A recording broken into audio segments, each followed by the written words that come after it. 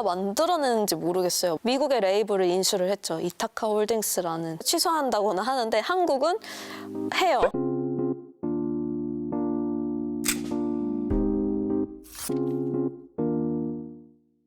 저는 사실 좀 궁금한 게 엔터 산업을 담당하면서 분석을 하긴 했지만 이런 단어를 누가 만들어내는지 모르겠어요. 뭐 3세대, 4세대 아이돌. 사실 이거는 그냥 활동 시기? 그냥 이런 것들에 따라서 만들어진 단어인 것 같고요.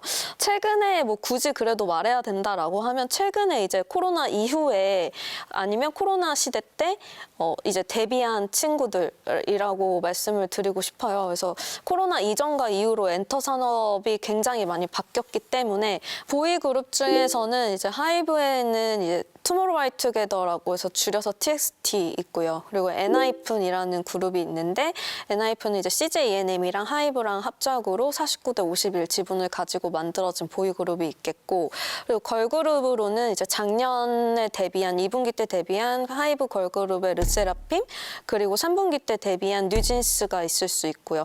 그리고 스타쉽 엔터테인먼트의 이제 아이브라는 그룹이 또 있을 수 있겠고 그리고 SM에는 또 에스파 2019년도에 데뷔한 에스파가 있을 수 있겠고 코로나 시대 때 이제 데뷔를 해서 흔히 말해서 좀 수혜를 봤다고 해야 되죠.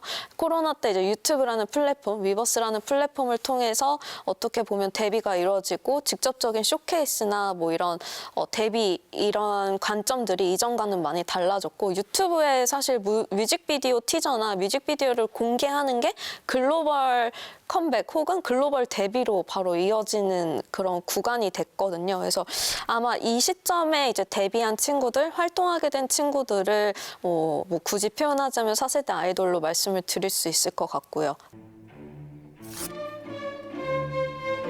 플랫폼 같은 경우는 뭐 이제 OTT 이런 거 생각하시면 직관적으로 떠오르시는 게 넷플릭스잖아요. 그래서 이런 플랫폼 산업의 특성상 시장의 선두주자가 끝까지 그 독점적인 지위를 가져가면서 시장의 1위 구조를 지키는 경우가 많고요.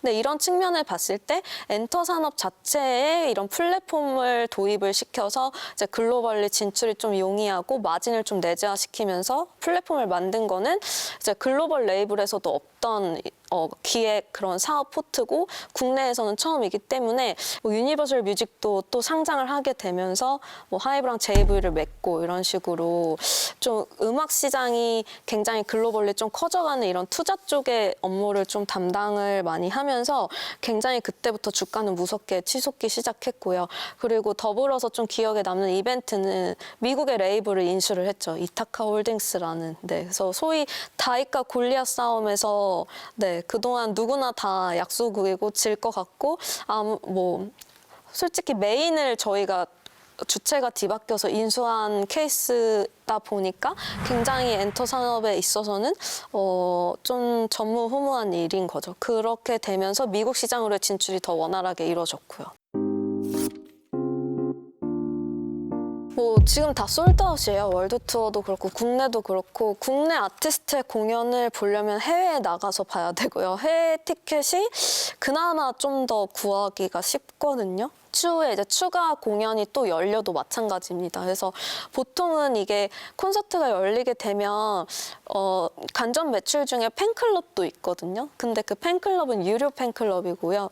티켓이 열릴 때는 모두한테 똑같이 열리는 게 아니라 유료 팬클럽에 한해서 먼저 이제 예매 창구가 열리고 거기서 이제 남은 티켓이 일반 예매로 열리는데요. 보통은 일반 예매까지는 다 열리지가 않죠. 그래서 투어를 만약에 한다. 뭐 이런 공지가 나오면 이제 더불어서 유료 팬클럽 수도 이제 증가를 하는 모습도 이제 보이고 있고 코로나 이후랑 이전이랑 비교를 했을 때 코로나 때는 사실은 콘서트를 하긴 했었거든요. 이것도 한국이 좀 유일해요. 왜냐면 보통은 이제 뭐 코로나 때문에 대면 콘서트가 안 된다라고 하면 해외 아티스트들 같은 경우는 뭐 콘서트를 취소한다거나 하는데 한국은 해요.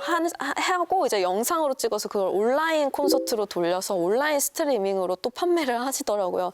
그래서 코로나 이후로 이러한 것들이 어쨌거나 이런 오프라인 장소는 규모가 한정적이고 그 늘어난 팬덤을 다 수용을 할 수 없기 때문에 이걸 온라인과 오프라인으로 동시에 이제 반영을 하게 되면 엔터사들의 수익 같은 경우는 더 이제 개선이 될 수 있는 구조로 이제 가져가게 되는 거죠. 네, K-팝을 사랑하는 애널리스트 안진아입니다. 군대를 가고 나서는 보통은 이제 해체 소송을 경험하는 사람으로서의 관점이 좀 달랐어요. 새로 주인이 바뀌었잖아요. 카카오 엔터.